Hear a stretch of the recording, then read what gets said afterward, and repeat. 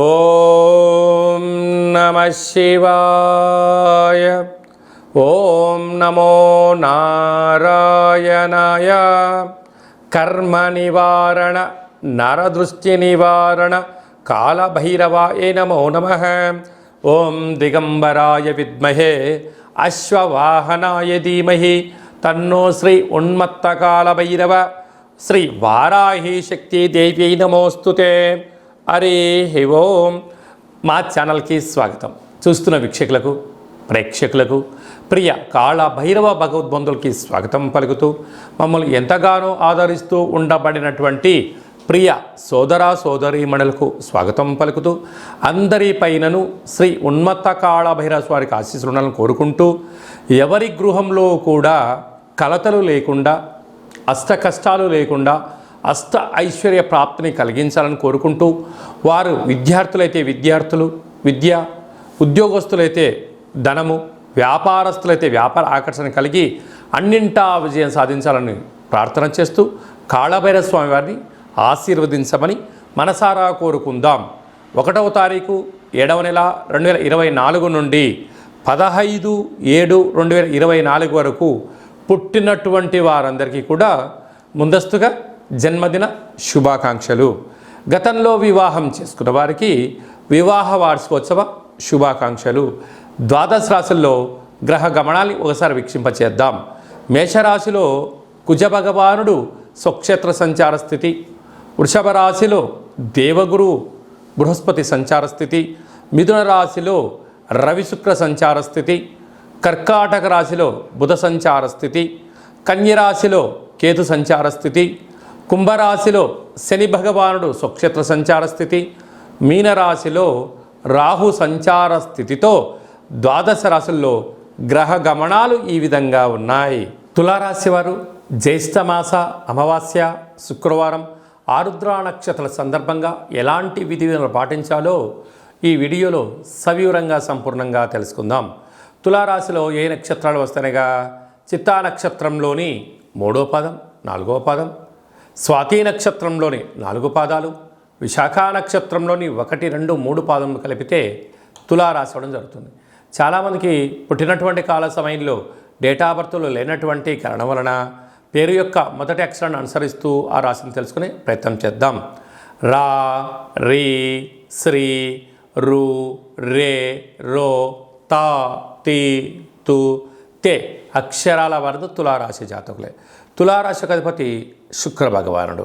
వీరికి పంచమ స్థానంలో శని భగవానుడు స్వక్షేత్రకంగా సంచారం చేయడం వలన నూతనంగా వివాహమైన వారికి సంతాన యోగం, పిల్లల యొక్క చదువులు, పిల్లల యొక్క అభివృద్ధి, తల్లిదండ్రుల నుంచి తాత ముత్తాతల నుంచి అనువంశికంగా వచ్చేటువంటి ఆస్తులను, ఉద్యోగాలను, వ్యాపారాలను, సకల సేవారంగ కార్యక్రమాల్లో అన్నింటా విజయం మీ సొంతం కాబోతుంది. 6వ స్థానంలో రాహు సంచారం చేయడం వలన మీ చుట్టుపక్కల అనేక మంది శత్రువులు పొంచి ఉన్నారు. అప్పులు ఇవ్వద్దు, అప్పులు తెచ్చుకోవద్దు. దీనివల్ల కోర్టు సమస్యలు, కారాగార సమస్యలు, అనేక వాహన ప్రమాదాలు పొంచి ఉన్నాయి.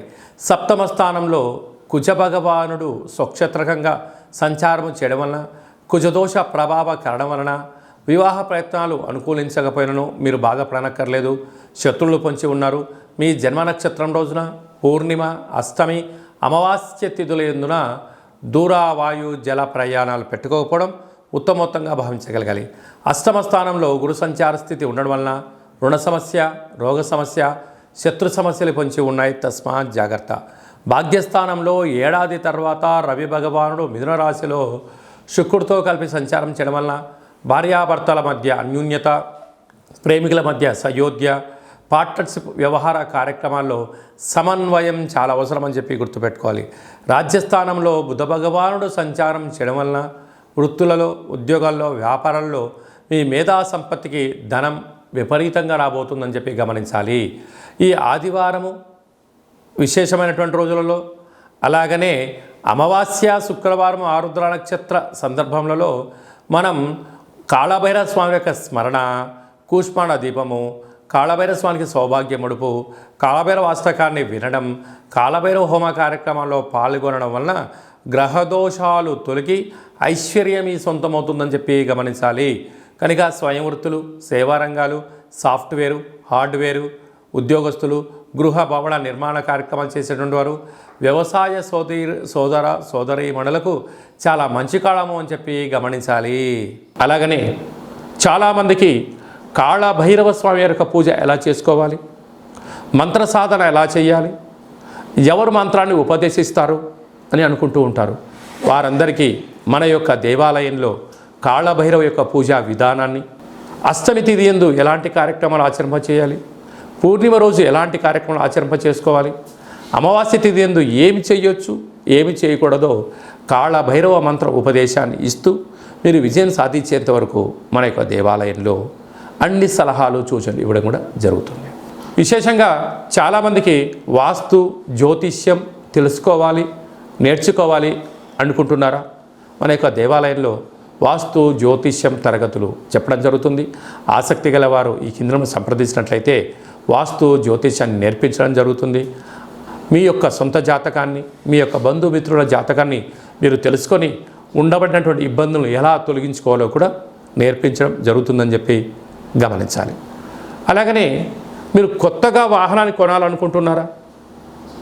బైక్ కానీ, కారు కానీ, పెద్ద వాహనాలు కానీ కొన్న తర్వాత మీ యొక్క జాతకరీత్యా ఎలాంటి రంగులు, ఎలాంటి ఫ్యాన్సీ నెంబర్ తీసుకోగలగాలి, ఏ నెంబరు లక్కీ నెంబరు అనేటువంటి వాహనాల యొక్క కొనుగోలు చేసేటప్పుడు ఎలాంటి విధులను పాటించాలో కూడా తెలుసుకోవాలి అనుకుంటున్న వారు ఈ కింది నెంబర్ సంప్రదించగలరు. అలాగనే ఈ మాసంలో మీ పుట్టినరోజు ఉంది.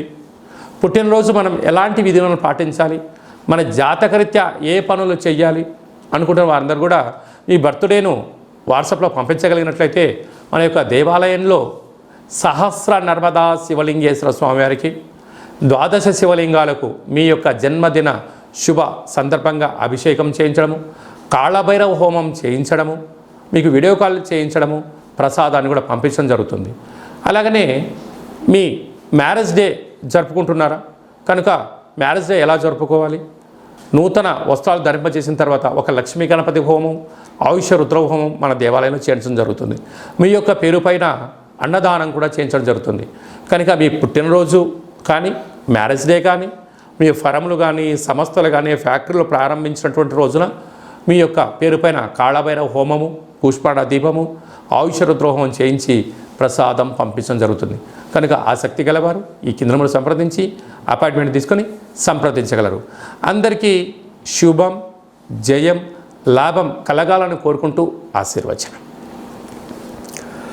ఓం శతమానం భవతి శతాయు పురుష సతేంద్రియ ఆయుష్యేవేంద్రియే ప్రతిష్టతి ధనం ధాన్యం బహుపుత్రలాభం శత సంవత్సరం దీర్ఘమాయు సర్వే జనా సుఖినో భవంతు లోకా సమస్తా సుఖినో భవంతు సర్వం శివార్పణమస్తు.